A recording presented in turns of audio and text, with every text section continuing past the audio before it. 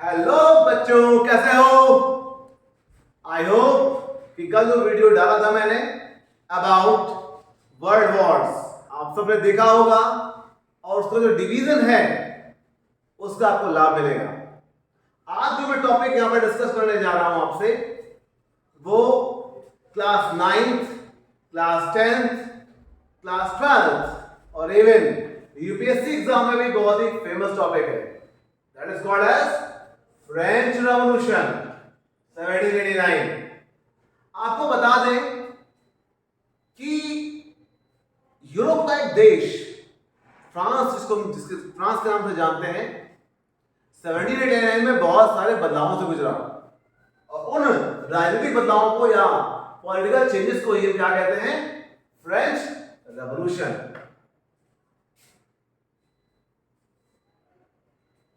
एक चीज मैं आपसे डिस्कस करना चाहूंगा कि जब भी हम किसी हिस्ट्री में किसी पॉलिटिकल एक्टिविटीज को पढ़ते हैं तो बेसिकली हम अगर जो एक फॉर्मेट फॉलो कर लें तो बहुत बेहतर रहता है। मैं यूजुअली अपने स्टूडेंट्स के साथ इस फॉर्मेट को शेयर करता हूं, that is called as RAR। First R stand for reasons, second A stands for activities and next R is stand for results।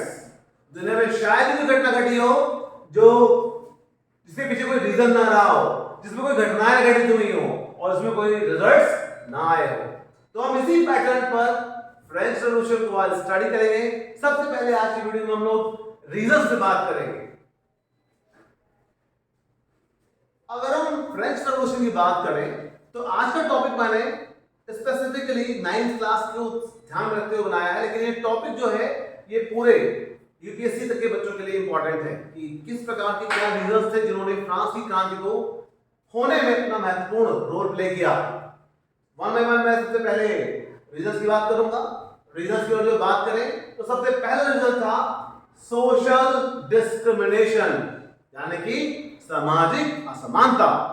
इसमें बात करेंगे आगे। दूसरा रीजन था बैड इकोनॉमिक कंडीशन। जिस समय फ्रांस में क्रांति हुई उस समय फ्रांस की आर्थिक स्थिति बहुत ही ज्यादा खराब थी। फ्रांस का राजा पैसे उधार लेकर के अपनी विभिन्न प्रकार की आवश्यकताओं को पूरा कर रहा था। तीसरा आता है रोल ऑफ फिलोसोफर्स। सबसे इंपॉर्टेंट चीज, क्रांति लाने के लिए लोगों को मानसिक रूप से तैयार करना होता है और फ्रांस में एक काम वहां के फिलोसोफर्स ने किया। इनके बारे में हम लोग कमिंग वीडियोस में बात करेंगे।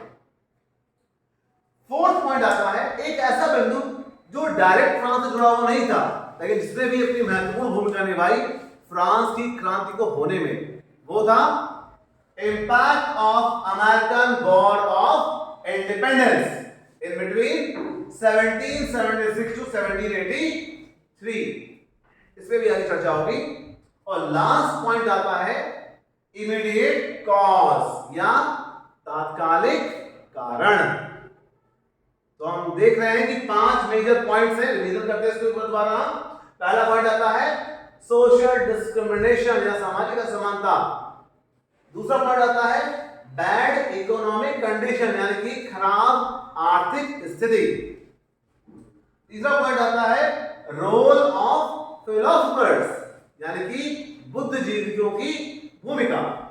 चौथा पॉइंट आता है impact of American war of independence. Time period सबने देखा होगा 1776 टू 1783। और लास्ट में आता है तात्कालिक कारण, इसको हम कह सकते हैं इमीडिएट कॉज।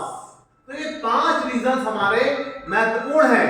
5 रीजंस हमारे महत्वपूर्ण हैं जिसको हमें ध्यान रखना होगा कि इन्हीं महत्वपूर्ण कारणों के चलते फ्रांस की क्रांति हुई थी।